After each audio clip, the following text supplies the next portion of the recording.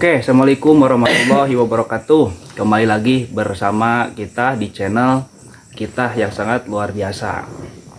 Oke, ini Kang, saya mau bertanya nih.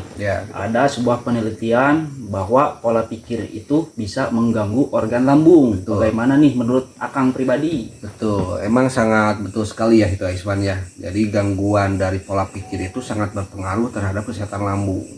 Karena ketika pola pikir kita terganggu, ya itu asam lambung meningkat. Ya, salah satunya yaitu pola pikirnya, yaitu pola pikir yang sangat positif, yang negatif, ya pola pikir negatif.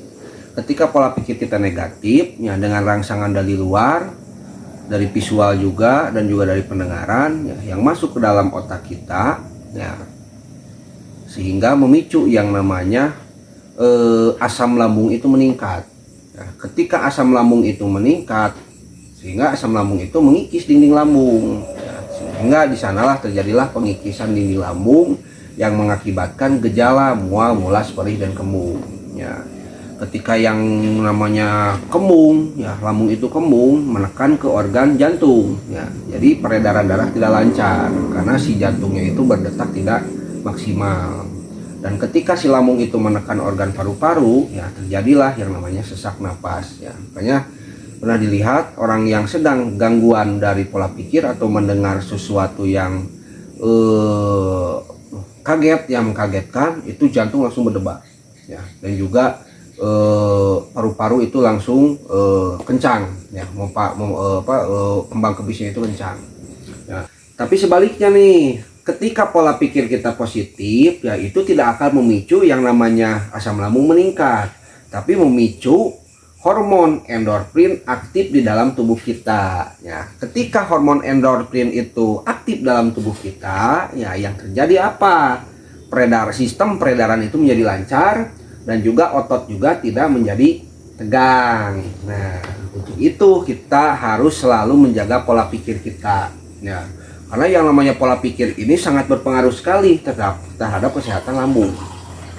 Nah, jadi seperti itu Aisman. Ya, jadi bagaimana nih kalau misalkan saya nih menjaga pola pikir saya supaya tetap pola pikir ini menjadi positif? Yaitu saya selalu bertanya terhadap orang yang dipercaya. Kalau di sini saya punya yang namanya guru. Ya, saya selalu bertanya terhadap beliau.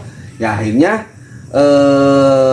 mengaktifkan yang namanya pola pikir di dalam hidup saya yang menjadi lebih positif lagi. Ya.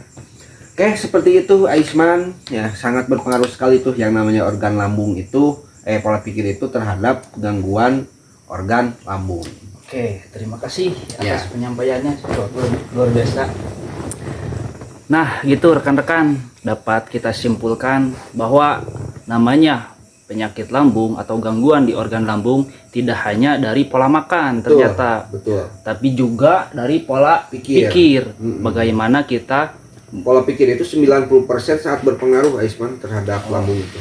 Jadi bagaimana kita terus berpikir positif supaya lambung juga kita sehat. Jadi tentunya bagaimana solusinya supaya kita terus berpikir positif, yaitu dengan adanya pendekatan bersama orang yang dipercaya, yaitu orang sekitar kita, orang pasangan kita, atau guru-guru kita. Mungkin itu yang mungkin dapat kami sampaikan. Semoga bermanfaat dan semoga berkah untuk kita semua. Wassalamualaikum warahmatullahi wabarakatuh. Waalaikumsalam.